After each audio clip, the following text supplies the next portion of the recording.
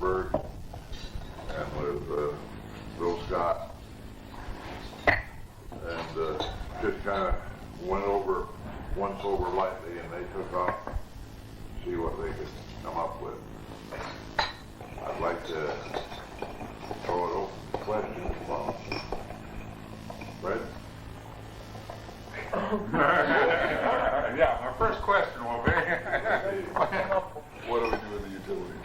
well, I had a question that's come up, a lot of people talked about, and that is, suppose we sold them. Suppose we turn around and, I mean, with inflation what it is and whatnot, we get a pretty good price for it, and it'll cut down some of the duplication and some of the effort we have in government, reduce that considerably. Well, what's your thoughts on that? Well, first let me go back to the square one here a little bit. Start out, what do you want us to do? It's my understanding that you've been in existence for quite a while, and I've read the first iteration of your charter, etc. Most of the things that are dealt with there are political decisions or operational decisions. In other words, you're going to have a council composed of thus and so, and rules of proceeding. The thing that, as I understand it, and correct me if I misunderstand this, is you have not really confronted hard facts and figures in terms of finances. There is a statement in that charter which says everybody will assume the assets and liabilities of everybody else, and the special assessment districts will pretty much stay the way they are. But nobody has really looked at the details in an accounting sense, and I'm not an accountant incidentally, of merging the assets and liabilities, the impact,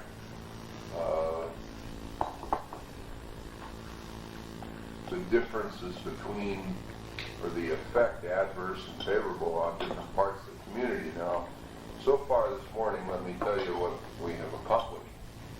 One is we had done some of this before I got here, took a look at the various service areas. That's one of the problems. Ideally, you have a very clean cut between the borough and the city, and you could compare one against the other in terms of tax impact, so forth.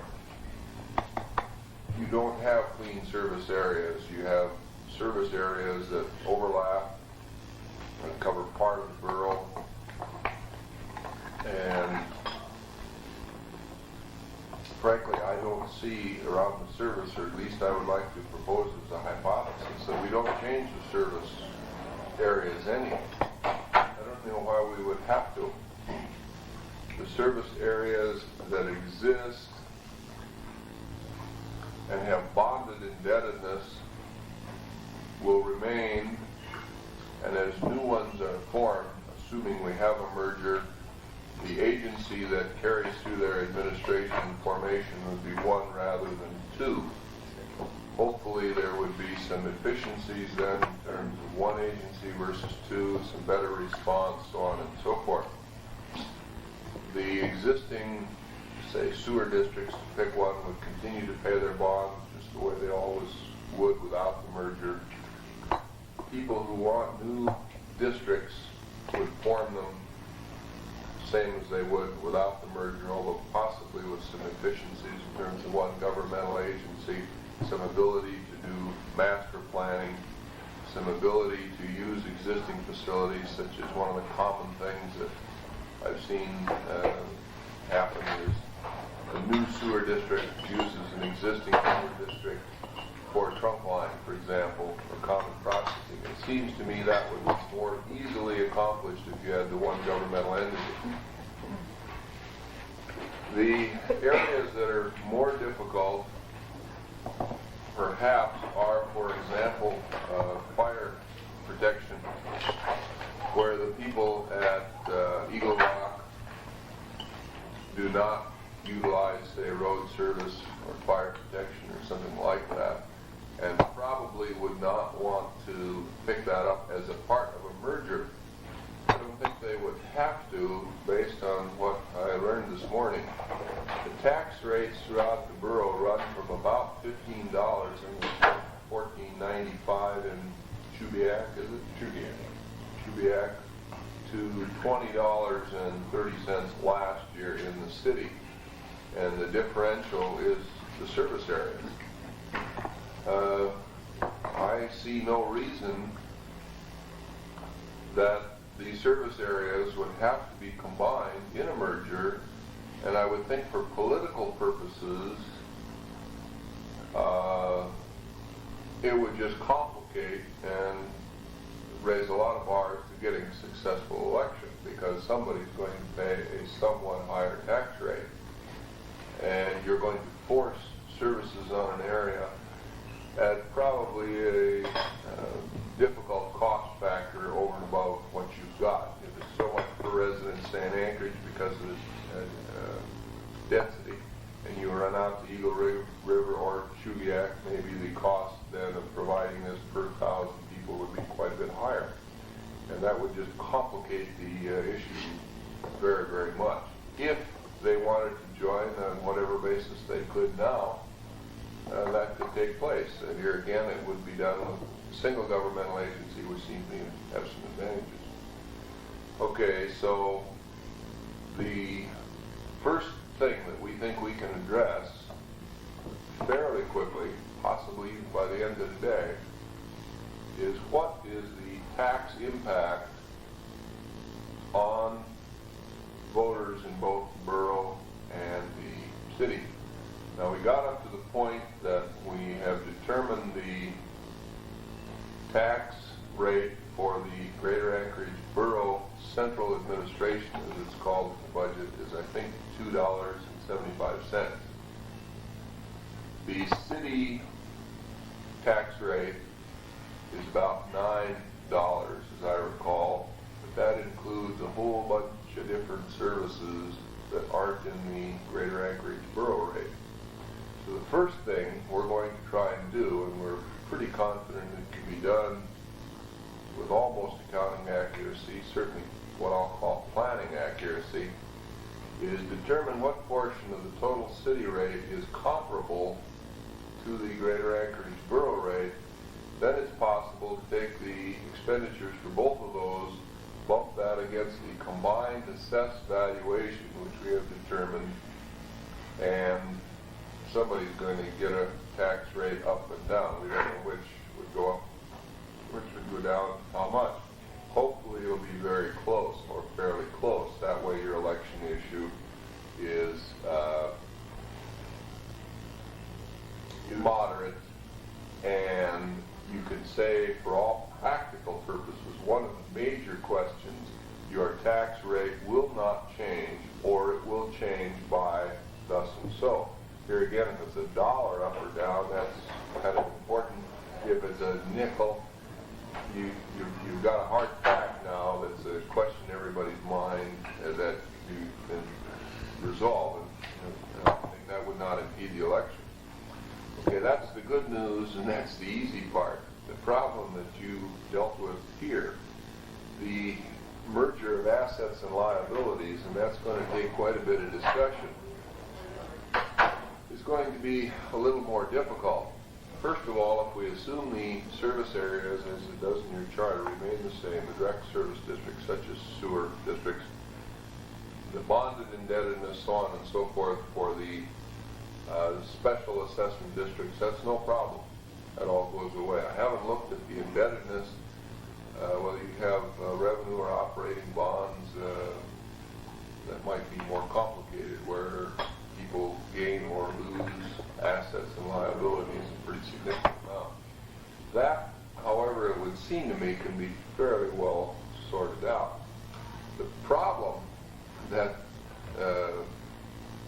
one problem that bothers me is there's all kinds of assets, for example, that are not valued typically in public sector accounting. Now let's assume there are two sewer districts, for example. The city has one that's been in 40 years, and you're going to have to redo it totally, let's say, within 3 years. The borough put one in last year, and it's good for 40 years. Okay, there's no bonded indebtedness, we'll say, on the cities. There's no bond service being paid. It was paid off, we'll say, a long time ago. And yet if you merge the two, the people in the borough are going to have to assume a tremendous liability for the city sewer system very shortly, in that hypothetical example. So let's go down the list of all the other assets which may or may not be significant. There's all the road graders and cement mixers and the desks and the chairs and the buildings and all the other paraphernalia of government which are not accurately valued. Now that may or may not be a problem. It can be an emotional problem if nothing else. For instance, if we determine that the assets per dollar of assessed valuation or per citizen or per voter or whatever are 10 times higher in one agency than another, somebody's going to say we are getting / giving a whole lot of assets to somebody for nothing. Well, I don't know how I'm going to resolve that. I don't even know if there's a dramatic difference. Maybe there is or isn't. I don't know if it's worth chasing. For instance, what's the value of all the machinery and adding machines and so forth with the two agencies? That even going to be an issue. Should we bother dealing with that? I assume they have what's necessary to operate the government functions they have within reason. We can argue about that a little bit, but probably have to accept that. That's one problem that could be a little difficult. The second problem that is more difficult, which you raise, is that of the utilities. For example, it's my understanding that you have in the city a phone service and that you are serving people in the borough, even though it belongs to the city. The rate structure is such that the city makes a profit off the phone company. So the city people might say that if we merge, those people in the borough will immediately have access to a tremendous amount of assets that are ours, and we're giving it away. It's not equitable. The other side of the coin, right now, the borough is supporting some of the city's functions out of this so-called profit, out of the phone company. So that if you've got a park, or recreation, or a road, or whatever service that you're providing, you are somewhat paying for that, or the borough people are paying for that. If they merge, they will not only get the assets, so to speak, but they will get some portion of the profits, which are now totally lost to them. All of which is being given away, maybe I'm overstating to make the point, but essentially given away by the people in the city. May I interrupt Yeah. you? Have people heard those comments already from people either inside the city, primarily the people inside the city that you're giving away? In fact, several people testified to that. I'll wait and stop for a moment. This is Mr. Josephson just came in. Also a member of the church. Mr. Burke, Dick Burke. Down this end of the table, Bob Ramey and Bill Scott. Now, one of the points made to me this morning was that these don't really belong to anybody, and that they were, if the people in the borough, and I don't have any idea what percentage of revenues they generate, the fact that there's $100 million of assets, or $1 million, or whatever it is there partly because the people of the borough also paid. In fact, they paid in a way disproportionately. If there's a profit being earned and not getting back to the borough.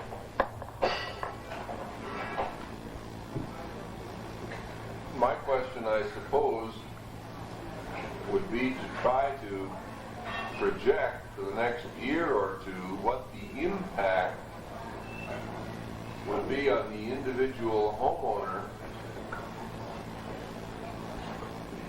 if you put them under one single government. And if you wanted to go to the public with that proposition, it's then a political decision you'll have to make, and you could maybe sell the idea that the effect on the individual won't be beneficial or detrimental in either way. He's probably, without this, you probably wouldn't be selling the phone company, so what difference does it make if $100 million worth of assets just comes under a different governmental agency? All you want to do is be able to make a phone call at a reasonable rate. Now, if the city put up, however, and I don't know this, $100 million worth of bonds to build that phone company, then you've got another question. Assuming you could come to the accounting as to the differential, where somebody was getting, say, $10 million for somebody else's assets or something like that, then you could, for a period of 3 years, 5 years, 10 years or something, forgive a tax or have a differential or have some sort of consideration where somebody would get service without paying, sort of an in lieu of kind of situation that could hopefully deal with that difference. Now, in all of these matters, you can never, in my mind, come to anything with accounting accuracy. You can probably come to reasonable planning, decision-making accuracy, and the only difficulty with that is if it becomes a controversial issue, it could hang you up on your election.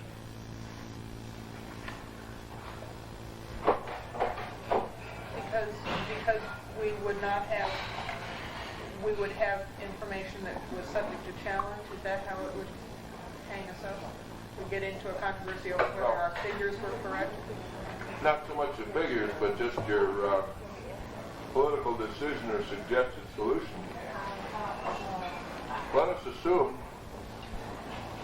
that we just merge the two governments. The city owns a telephone company, and now the borough also owns two governmental agency owners, which includes the borough. And we decide that there's nothing wrong with that. We, this group here. So you go to the public on that basis, and some citizen out there, and you mentioned there's been some testimony possibly in this issue, comes up and says, you're giving away the net worth of this group, this item.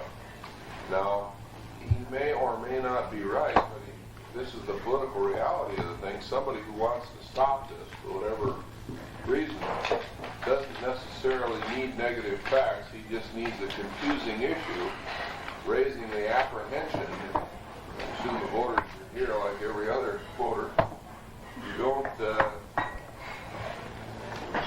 You don't prove it's wrong. You just raise all kinds of questions, and pretty soon people tend to say, well, I don't understand it. The government has a bad name anyway, and so on and so forth, and pretty soon you get a lot of no votes. Not that they're against it, they're just not for it, and they're scared of what the possible outcome would be. They figure at it. Have you kind of gone through square one at this point, Dick? Because I have a series of questions Yeah. and a statement or two. First, going back to the merging of the two administrative functions, I got from you that your assumption was there would be no net reduction in the cost of merging the two. You were juggling rather back and forth up, as to what it will cost one as opposed to the other, and if there will be any change. Yes, in terms of the individual, I think at least the first year or two, I am assuming the cost of the combined governments will be roughly the same. There are opportunities in mergers for reduction of cost, and that may only be expressed in terms of avoiding cost increases as opposed to driving costs down. That's what's usually happened across the United States. There should, however, be a benefit in more efficient, responsive government. Okay, now I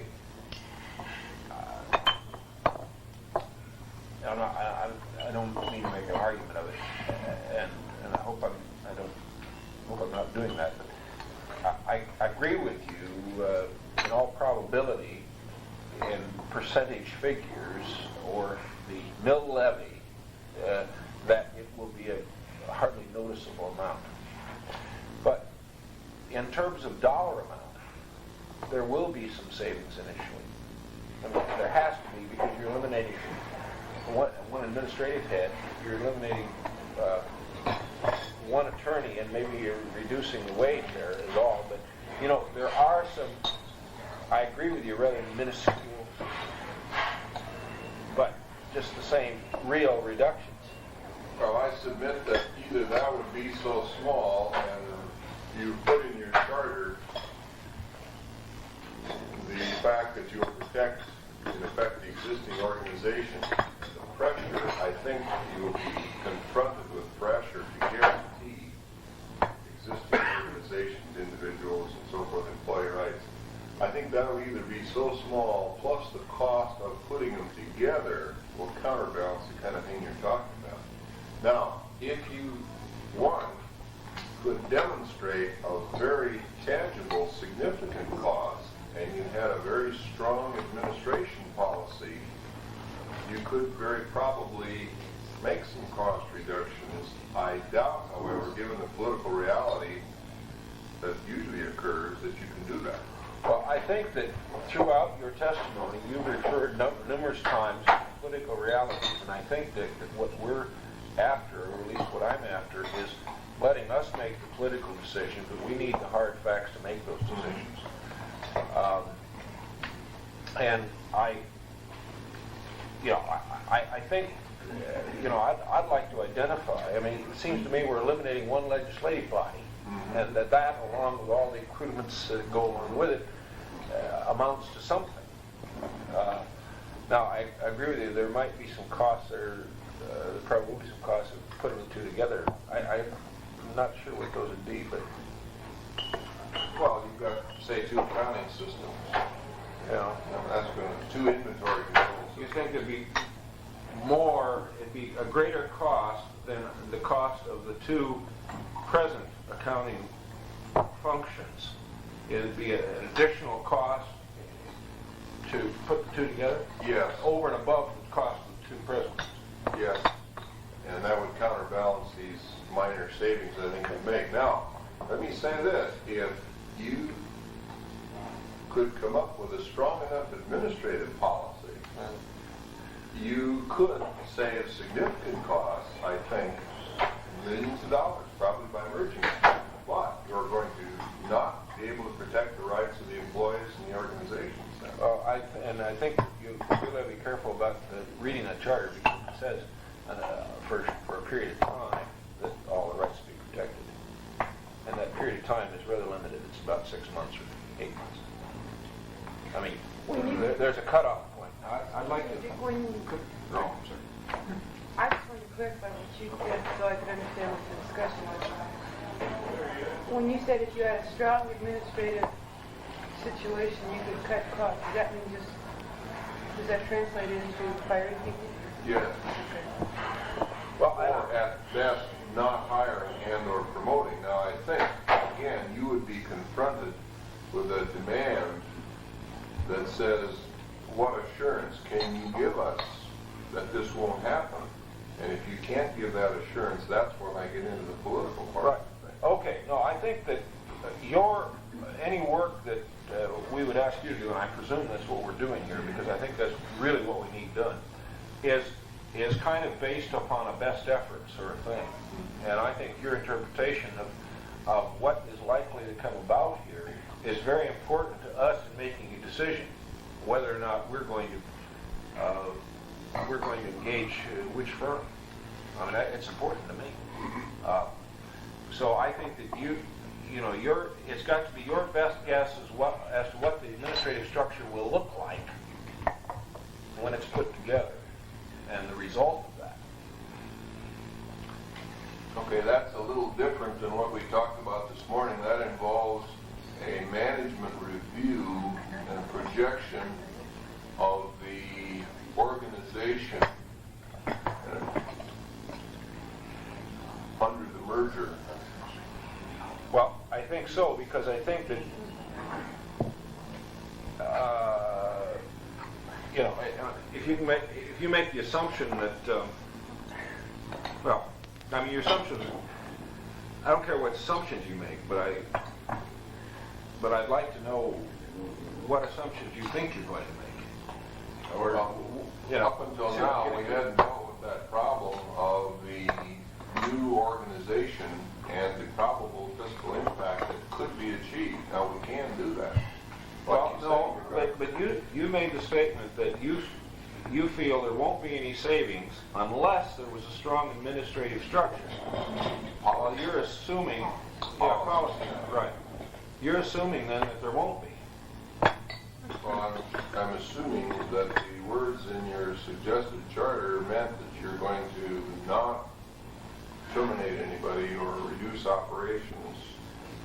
I guess mainly it's in terms of jobs, because that's where the money is in public. Well, but, yeah, I don't think, I mean, as I pointed out, that is only for X period of time. Okay. But if we go on advertising, say, for 6 months it'll be like this, and then the mayor, or whoever can have at it, we're not politically being very good shape. No, I'm interested in your interpretation. I mean, that's- Yeah, well, what we could do, for instance, let's say you've got 2 law enforcement agencies. You've got 2 fire departments. You've got 2 something else. We'll go through and there'll be 1. And there'll be, instead of 1 department, there'll be just another foreman or another area manager. And there can be a reasonable dollar value put on that sort of thing. Well, does that mean there might be a reduction in those? Yes. Dick, what you're getting at, if I get you right, is that there could be a dollar value that, while it may be minuscule as far as mill levy, that we could say we will save $1 million a year on this deal. Yeah. Which still may not mean a quarter of a mil. I don't know what a mill Oh, levy that's right. is now. That's But right. $1 million a year looks very substantial when you're putting it in a advertising folder. And Well, it is substantial. I mean, it's $1 million that you've got to do something else with. I mean, in terms of, we know sitting around here, having been involved in public administration, that $1 million is how the mayor got up that morning. I mean, what kind of decision he makes based upon which side of the bed he got on. It's like who was in bed or whatever. Okay. Well, I'd rather not hear any more about that. okay, I'd like to. All right, you see my point, though, and if you go in with the assumption that there isn't going to be any change, for me, that bothers me, you know. I mean, I think that logically there's going to be some reductions here. There will be, but we had not anticipated trying to estimate that impact. Okay, well, I think that is the most important thing we have to do, even though it may be rather small, but that's my opinion. And I don't want to get in an opinion situation. I'm re-querying you about your, what you've gone into. Well, do you want us to do that? Yeah, I for one think that's very If you can find a dollar important. figure to save you, we could pin our hat. Oh, yeah. I think that the bigger question to me seems to be the assets and liabilities and what impact. I think this is almost more of a potential for fear and difficulties than would be the overall cost of government. Because you may say to people, well, we think it will be less, and they immediately come back, yes, but you're creating a big monster. There seems to be an answer there. I'd like to... Could I finish and then I'll shut up? Huh? Okay. And I was just going One to add thought that, you too. had, Mr. Fisher. Huh? Pardon? One thought you had. Right. Well, no, I very much agree. And that's what I was going to add. That we've got to have facts as to, and I like your approach in terms of the mill levy cost of the effect of these, of putting the two together. And because I think that's what it really boils down to. I think that's a significant... That's the only thing anyone cares about. Single significant factor. you get over that hurdle, I think you're a long ways off. And the dollars or the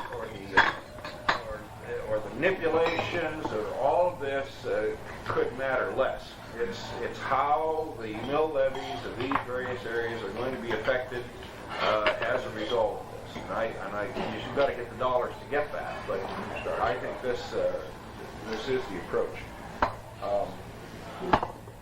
Okay, I have some question. I forgot what it is.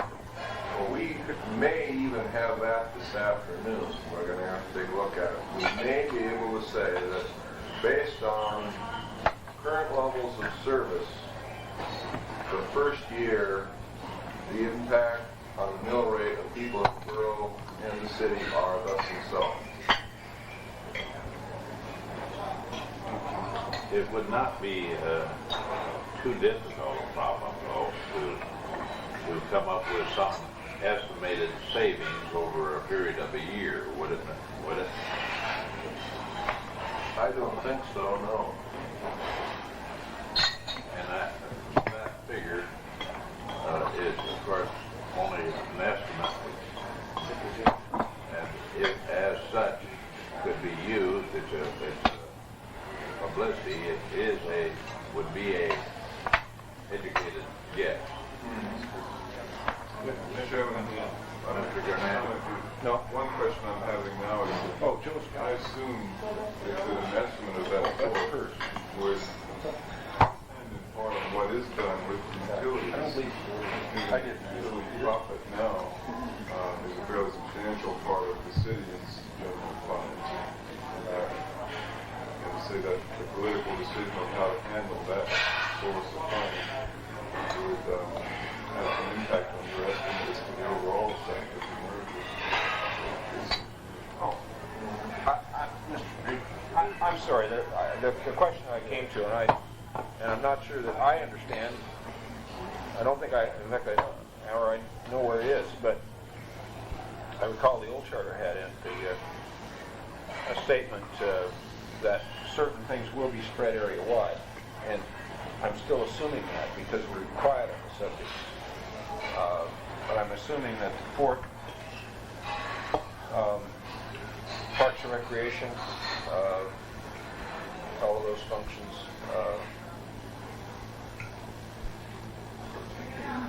well, that's all I can think of offhand, will be spread area-wide. Those are city assets. And might be city liabilities too in the case of the Fort, I'm not sure. But Now, in the terms of special service districts, they won't. Chugiak does not get, for instance, a relief law enforcement. My suggestion is that they not be given those additional services as part of the merger, because that will just confuse it oh no, quite a bit. Okay. There are other things like, and I'm assuming the Fort, I don't know, but yes, that would become, you'd have to spell out and identify all of them. okay, and this is what you intend to do, or you want us to do, or? Well, we think you want us to do it, but we want to make sure. But do you understand what things are going to be area-wide, or Not for sure. Okay. But we're going to go through the operations and the information we have on finances and probably write all that down and document it and present it to you in effect with the impact. in each of the case, so you'd have a separate figure there for the Fort Parks. Yes. Okay. Deal with the park, how many other things.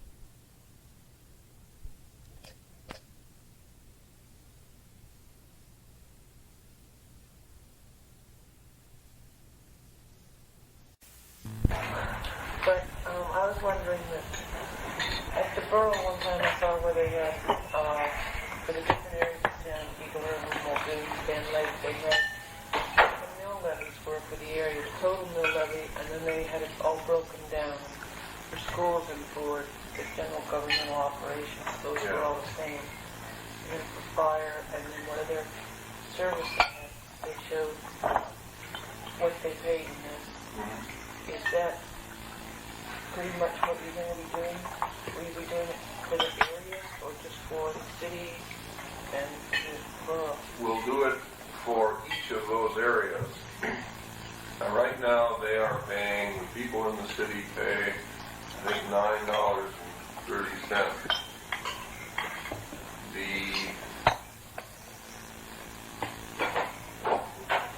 Let me start from the other end. The people in the city pay $20. People in those various areas pay between $15 and $20 depending on their service.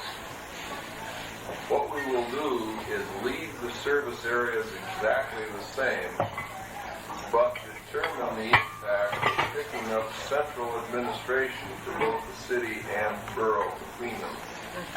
And that's a figure we may be able to get this afternoon. Right now in the budget is a figure of, I think, $2.75, which is the Greater Anchorage Borough Central Administration figure. We'll determine the same figure for city government, put those the expenditure for city government that matches the expenditure for Greater Anchorage Borough, put it against the total assessed valuation of the two, and get a tax rate differential. You must be aware that also covers, of course, your area-wide, your planning, your health, your various area-wide.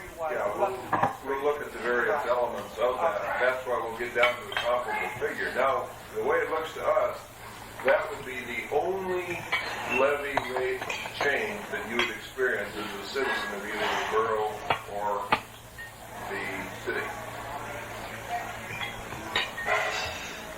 And then when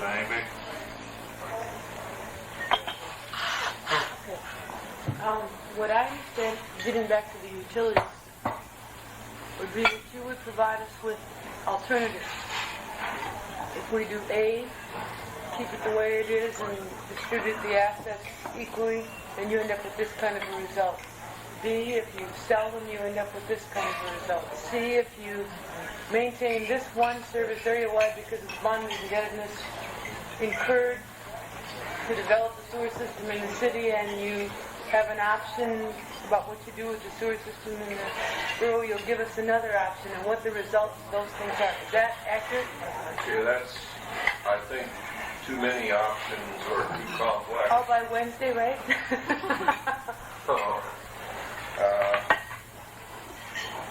The first thing I think we're going to have to do is show the effect of the so-called utility profit impact. Then, perhaps discuss, I'll call it the philosophical aspect, to present the information on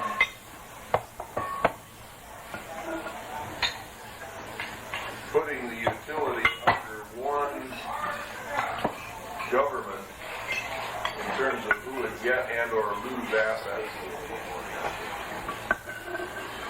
Okay, what about now, the one element that we have not discussed would be the general obligation bonds for other things and their impact, such as the Service Area 30 Park, the City Park lawn, the port, general obligation bonds, and so on. That seems to be a point, too, that has to be taken a look at. Well, right now, it says in the proposed charter, and our thinking is we'll leave these special service areas alone. We haven't looked at them enough, just a few hours yet. But tell me about, for instance, the general obligation bonds for the port. Who issued them? Who approved them? Was it the city or the borough? It was the city. Okay, now the city has $1 million of indebtedness then that goes toward the to help fix the port. Is that correct? That's correct. All right, so then you're paying on those some millage rate. That's correct. Right now then, or if we leave that the way it is, that bonded indebtedness, and we merge the governments, the people in the borough will not assume any responsibility for those bonds. Is that correct? This is, I'm not, And that's That's the question. That's the question. All right, then, if I live in the borough, and I don't want to pay any more taxes than I have to, I will not vote for the merger on the basis that I'm going to pick up some general obligation bonds of the city, assuming I have none that the city will pick up, because the borough also has some general obligation bonds.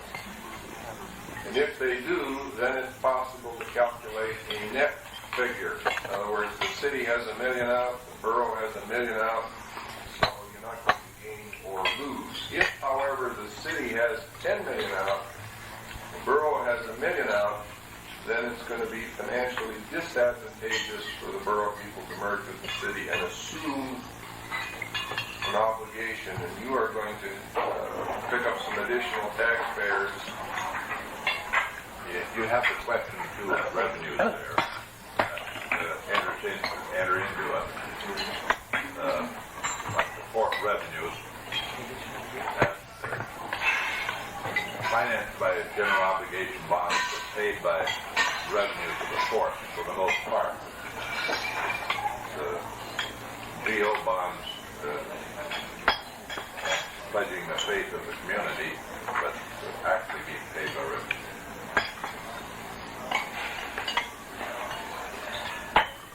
Here where I think we can present you the alternative, saying that if we merge the governments, the net difference, for example, is this.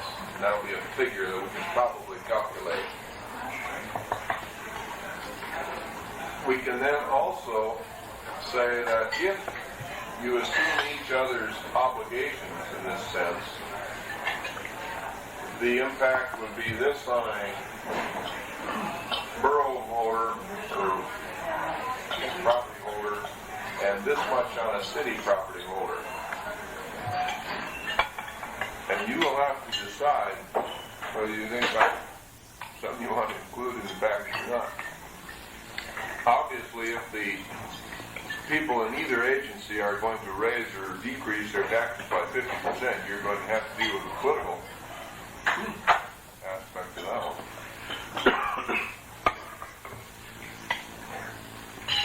May I ask a question a little bit apart from what we're discussing, but I know you do a good deal of municipal accounting throughout your organization. Do you find many charters that set a top mill levy figure on in their charters? Say 30 mills or thereabouts. Is that more common than not? Yeah. So, here again,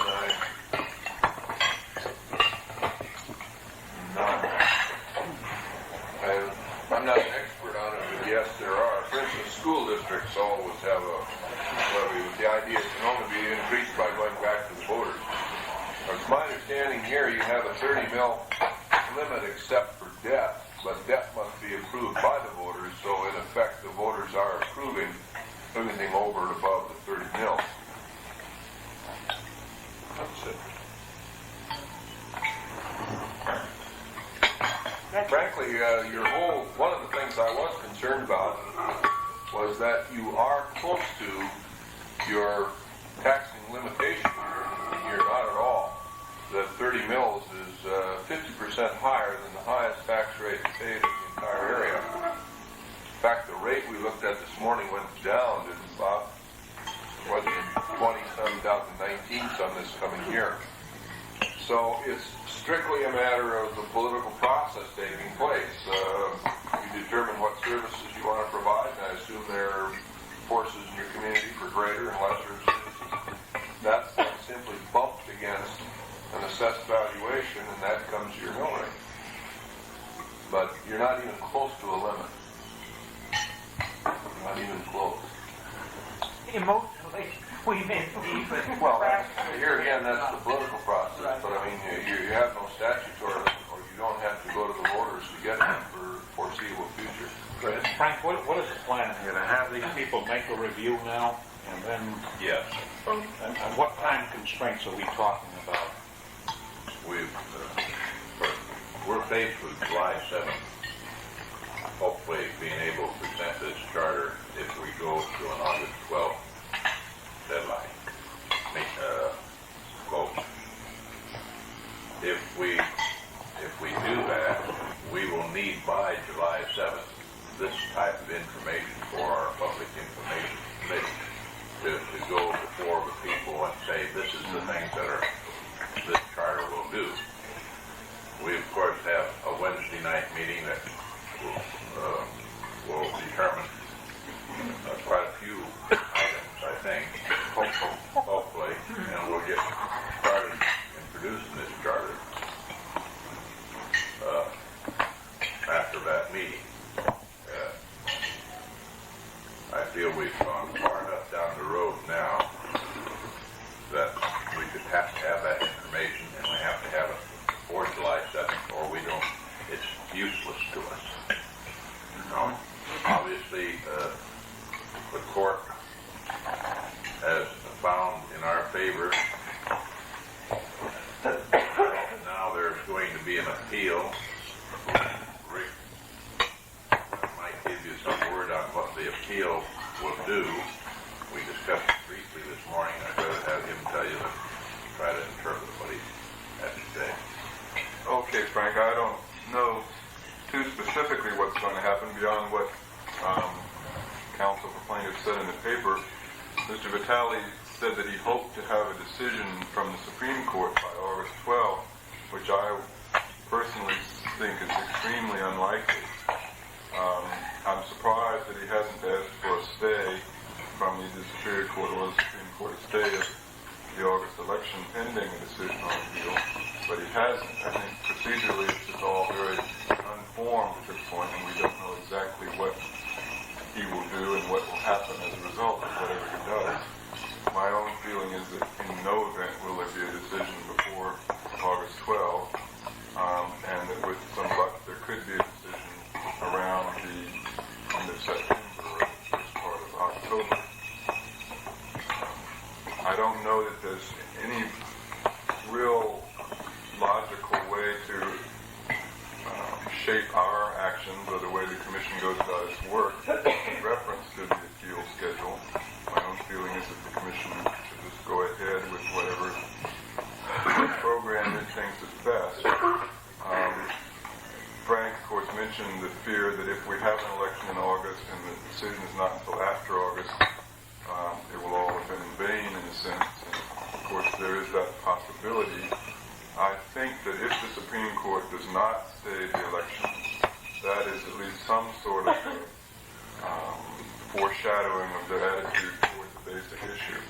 And as we've said in court, I think the Supreme Court is somewhat more reluctant to overturn us once we're established as a unified government than otherwise. And people cite the Eagle River case as an example of the Supreme Court's insensitivity to that sort of thing. But it was a little different because really Eagle River Borough was not doing anything. They didn't assume any real powers until June 30th. They wouldn't have assumed any. So there wasn't the same sort of thing at stake as there would be if an election were held on this charter in August. So I think our court can be relied upon, or at least we can assume that they will take the realities into consideration as they deal with these questions. Mr. Chairman, Arlen? I would only disagree with your remarks in that I feel it's important that we have this information certainly rather quickly, because I think we have to go over the utility section, we have to go over the assets and liabilities. I'm wondering if we've reached the point of talking about dollars and what is involved in getting the firm to come back with figures for it. Well, the only, I have not talked with Bill about dollars other than that whatever they do would be on an hourly basis. Is that correct? I don't see any other way to approach it. Because we feel we're going to have to be responsive to what we want sort of as we go along. And I don't know how you or ourselves would be able to so tightly define our job as to do any other way. Mr. Fisher. Bill, do a little sketching on that, or adding, subtracting, or adding up to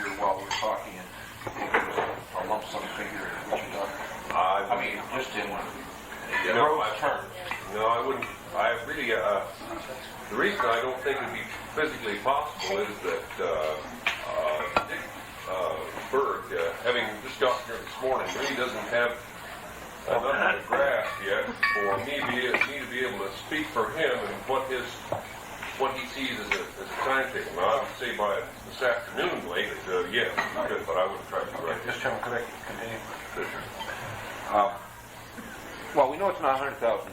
Oh, no, no. 200,000. 200. We know it's not. Now, I don't know if we know it's not $10,000 enough, but this is kind of the figure I'm talking about. Just below, just a real rough. I couldn't Dick mine. Well, let me say What he wants this. to spot. I would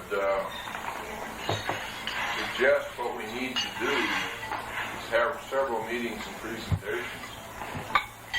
How difficult is it to get this group together? For instance, when we meet, Well, you can get 7 and 8 usually. Get parts of us all. maybe there's no better alternative. For instance, what I like to do is suggest that we meet with what we have, say Wednesday noon. And as Bill points out, that will be well under $5,000. We'll say, okay, then Wednesday, I will have developed some of this information with Bob. And we'll give you some ideas, insights, answers, impact, etc. And then be able to tell you what we can do in another 2 weeks or something like that. The one thing that scared me a little bit, Dick, was the idea that we would project, for example, under the merger, cost savings. That's a big and difficult and dangerous area. What I like to do is suggest if we could meet Wednesday for lunch or at any other convenient time, tomorrow night, whatever the group's convenient as far as I'm concerned. We can nail down some of these things and give you some idea that another day or a week's work will answer other questions. I think we can. I was curious about the physical adding up. How much an hour are we talking about? And if so, how much a day? Just give me a rough shot of a daily fee.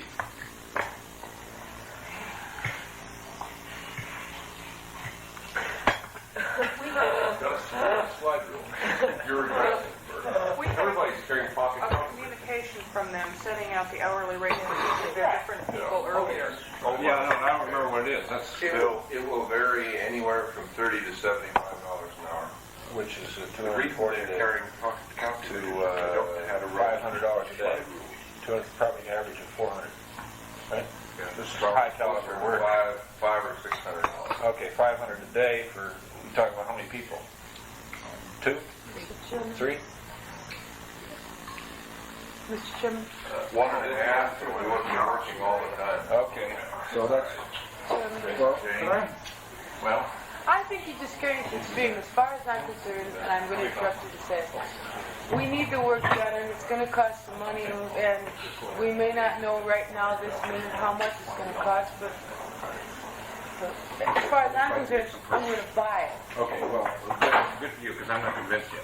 Okay? Well, let me say this. No more than $5,000 will ever go by before you'll know about it. Well, that's right. If we meet Wednesday, but we don't know. Well, I'd like to ask a question here as a devil's advocate. I came in late, and I apologize for that, but I understand that as a professional matter and as a kind of survey of the scene, you have some doubts going in about the issue of savings immediately realized by merger. Well, doubts. There's Well, one, there's some uncertainty in predicting it, and two, it's based on certain assumptions or commitments that you may want to yeah, well, one of the things that concerns me, because it's assumed that we need this information, is that the information we get becomes in the public domain, and I'm just not sure about the utility of the information. We can't ask you to report things that are unprofessional from your standpoint to report. We wouldn't do that. Given that, what I guess I'm saying is that before, and maybe this is what you're saying too, is before we are committed to buying that information, I'd like to have a little better idea of where we're going, because I don't want to be in possession of information that is harmful to the unification cause because of kind of construction that can be. Well, the answer before you, Well, I think that's, I mean, the director has been asking for before. Parker. I'm just wondering that, do you think that we as a commission need to make more firm decisions on what we want you to do with some of these things? Yes, that's why I think we need meetings. For instance, we're going to have to go back to this idea that you don't want information that might be detrimental. Let's assume this afternoon we're able to determine that the borough tax rate will go up $1. I think that might be kind of harmful. And yet that's where it may come out. well, I wouldn't want that. What do we want to I know? wouldn't want Number two, we would show you some of the implications of merging on the utility, say Wednesday, or the net effect of the bonded indebtedness as we talked about, for instance, support. Then you tell us whether you want to assume in a merger the common assumption of that obligation or the maintenance of a separate obligation. And the decision might be based on the fact that somebody's tax rate would go up or down $1. Or, you know, Sherry? It seems to me that we're at a critical point now where if we receive some of your input, we still have a chance to make certain critical choices. oh, absolutely. Yeah. You're right. From my viewpoint, the most damaging thing would be for us to go into a charter election not knowing. Because at that point, we're vulnerable to attack from someone who says, okay, I do know, and it's going to be, and we have no means of countering that at all. Exactly. So, from my way of thinking, I would like to have you begin your task and meet with us Tuesday, Wednesday, further define and give us an idea of what you think are the critical choices and the implication of choice A or choice B on the charter election. That's right. I think, if I understand your situation here, you really need that. You don't have it. In fact, if I were to give you one of my moral lectures, I think you should have done it 3 to 6 months ago. Well, I would just echo Sherry's contention, and I would also maintain and listen to what Joe said, that if we are going to increase the tax structure by $1 for the borough residents, I'd like to know about that. Well, I raised the question, and I think it's a legitimate one to raise. I'm persuaded that you're right.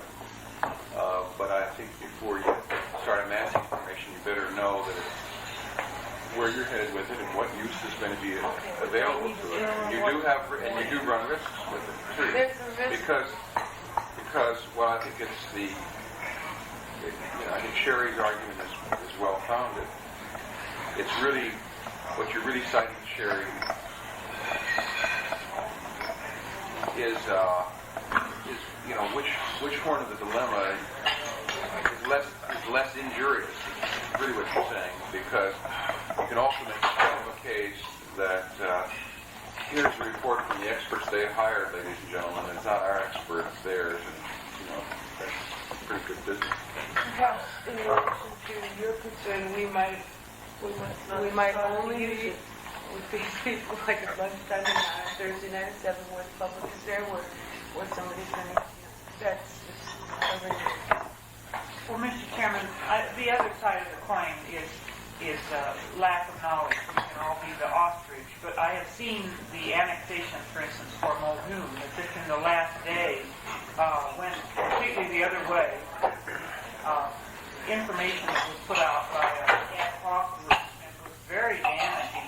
It all could have been refuted, except that there was no opportunity to do it. And I think that we're going to be making a great deal of public speeches and other things, we should have the information.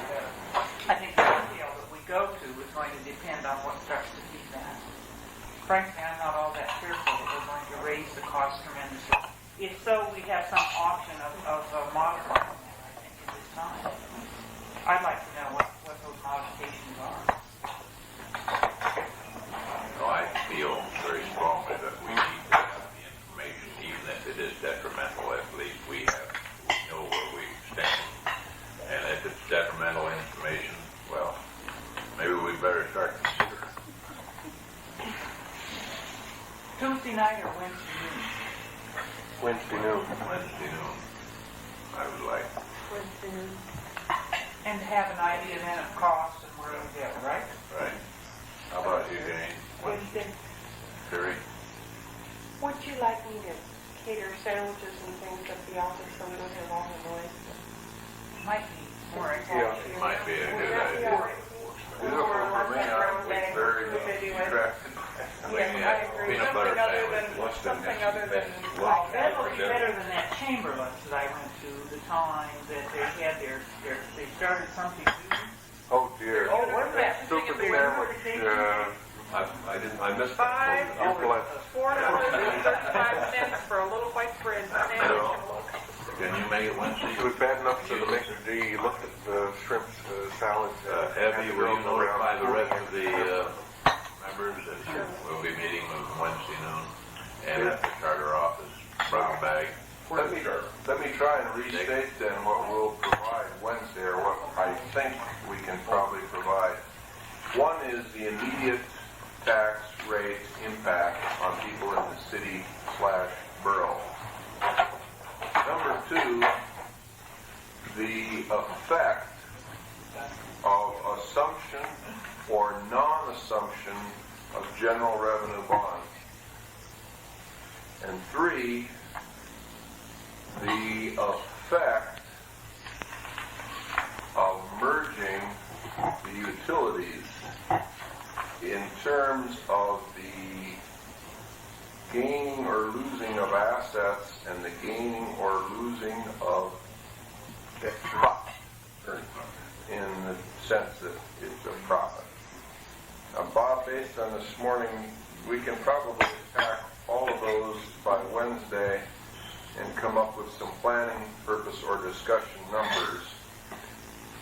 And then, for example, you should know if, based upon the merger, the tax rate would go up and down by how much, and what the general obligation assumption would do to it, and what the profit merger would do to it.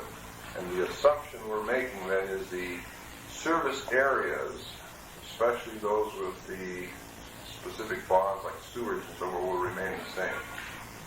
Jim? Chairman, I presume that they are being filled in on some of the observations we've had at hearings, like, for example, that city voters have been putting X dollars into paying off the court bonds beyond the revenue. That's been part of our general appropriation, all these kind of factors. Not in detail, in general, overall, the concern of the city fathers Right. has been expressed, but not in detail such as you're speaking of. Sherry?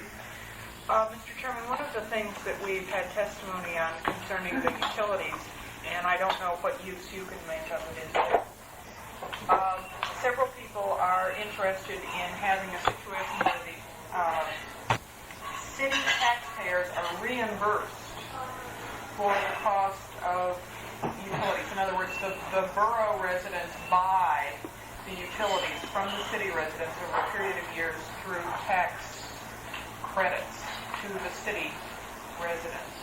This is something that several of the city people have been urging us to do. Juneau did something like this in their merger, I think, with the water utility. This is something I think we need some facts and figures on at some point, would be the effective. Right, this would be in effect a compensating payment. Let us assume that Wednesday we can come up with the fact that if merger takes place and you mix up the utilities or the general obligation on somebody will be giving up $10 million. One of the ways to alleviate that is to forgive a tax for 5 years or something like that. So those options hopefully will be able to deal with the tax. Arlen? One thing that I would hope that you could do for us, as you make assumptions from reading the charter, if you could perhaps tell us what those assumptions were. I'm only saying that because I feel that even among the commission members, we are not really clear as to what happens to the Historical Fine Arts Museum, to the fort, and to the service districts We'll and witness so the on. parks thing. Right, I think That's it's incorrect. Yeah. That's the reason for this meeting here. For instance, there's been several ideas exchanges here that I wasn't exactly sure of, and I don't think you And no, we're not. We're not in that detail. I guess what we're going to do is take a lot of vague concepts that have been vaguely discussed and start putting them in black and white and hopefully attaching some credible numbers to them. We thought we had it all together. Not me. You always knew where you were. I knew that I did not know. Well, that's why we're here. At least you're smart enough. Yeah, that's as we understand. We'll put some general quantification and documentation of these issues in front of you. How the hell are you going to do this by Wednesday? Well, hurriedly. Well, now understanding this, we're not going to do a total detailed audit of the city and the borough. We're going to go through the budget. We're going to make a bunch of phone calls as to what is included in these numbers. We've already been out to the borough assessment and so forth, and we're beginning to pull this together. If we've got a few $1,000 here, that isn't your problem. And if our rate calculation is off a penny or two, I don't think that's your problem. You want to know if somebody's tax rate is going to go from $7 to $19. That's important. Might As I have to understand. work. Are you Yeah. really goring somebody's ox? That's right. That's right. Oh, wow! Look at that! Growing girl. Oh, man. Here, are they going to pop Conservative element coming out. Lisa, to which great momentous occasion do you attribute that to? Monday, sunny. Summer tiger. She'll still be here We're just all Wednesday.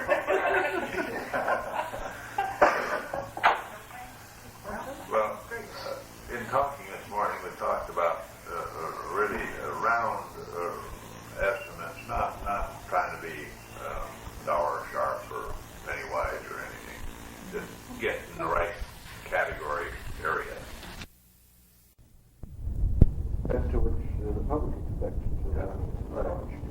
You came up and summer is with us and it's glorious and we expect you to go in a room without a window and no fun, no joy. It was this way every day. Liar.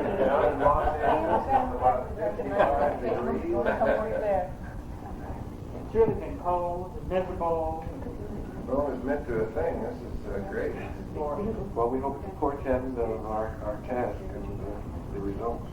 Well, we'll be a lot smarter Wednesday, and then we can decide how much we can do when. You've done a whale of a lot this morning in gathering concepts from it. Well, we started last week. I think Mr. Gibson is his concern too, if by Wednesday that we must have a class. We'll take the marbles and go home again. Has it been made, or are you aware of the, say, the office numbers and the availability of Rick Garnett, the attorney, very sharp young man? I'm sure that, specific questions to him would help the commission as well as perhaps yourself, the answers on these.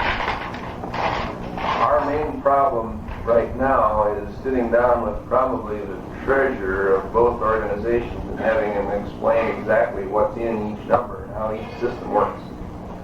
In terms of who's obligated, how the payments go, who gets the benefits, these kinds of things. In our deliberations, the one man that was more or less, we of course dealt extensively with Norm Levesque and Bob Nelson. It's Mr. Freeman, I believe, isn't it? Tom Freeman. And he came in very much at the end, and I don't know how many concerns there are there, whether he would need to be included in any particular area. Of course, that's an area-wide. We may, and I think this is why we should ideally have a lot of meetings. We may almost raise more questions than we answer by Wednesday. But here again, I think it's better to field the questions now, even the tough ones. And, you know, if this thing is a bad merger and you're really going to wreck something, why you want to know about that, and I don't think you want to push it. You should not be taking it. Also, there's representatives here from all parts of the community. They brought me back to Joe. Somehow that seems fitting. You give that to Rick, you'll see him forever. If Lisa knew you were buying, she would have New given you more. 1975 Huff, that seemed like. Huff? I say he was driving his new 1975 Huff when he Oh, no, it's a continuing model. I see. It's recycled. I have a question Jane. for members that we have not related to this. We have another problem, which is that Eddie's leaving, and I'm supposed to be a committee of public information or anybody else who wants to. Is supposed to be contacting me to give me names of potential people to fill the position of our public information person, and I really appreciate any suggestions anybody has, plus a phone number to get in touch with them. Because I have several names and no numbers. You have Tim McGinnis and Pat Marnell. So far, I have Tim McGinnis, Pat Parnell, Margaret Schmidt, who Mark. talks on her phone for... Mark's going back to work middle of July, so... No, she asked for additional time off. Well, What would From you what I heard do? the other day. Every shot? Yeah, No. No, for the This public Friday, information said you'd ask aspect. for an additional work off. I know We also that's need our someone for the Saturday. secretarial committee because the gal that we offered the job to was made another offer in the interim while we were looking around, and she took the other offer. So we now need a... I could be wrong, but I really wasn't under the impression that Tim was going to be around. No, we delayed and... he's in the advocate and I'm waiting for a call. Yeah, he said he'd be in here on Thursday or Friday. Because he's supposed to speak on Thursday to the commission, but I don't think the commission necessarily wants to. I said diplomatically, as she said. Who's that? Just like to hear Tim stuff. Things we intended to discuss with that. No? I think we're on. I did. We want it like that. Is that good, eh? I have circle 3 o'clock this afternoon for something. That's no longer germane. That's big candidate. Do we have a full house on Mary's the only one who has not been contacted because she has need. Wednesday noon and evening is next. And I will double check what her. Thank you very much. You have a new tan. Tom Biden. The baseball fan, I'm sure. My son got a bad one. Nobody's going to respond. Everyone leave? I don't have anything to I give. have some names. Okay. What I had tentatively thought was maybe Wednesday at 2 o'clock. I have to wait until short. Yeah, I'll have So anybody who wants to do that, why do we get the commission office? The only one I've got lined up, Wednesday at 2 for interviewing. the only one I've got lined up for sure is Parnell. And I can't get a hold of him. I'm doing, I don't know. I will scoot up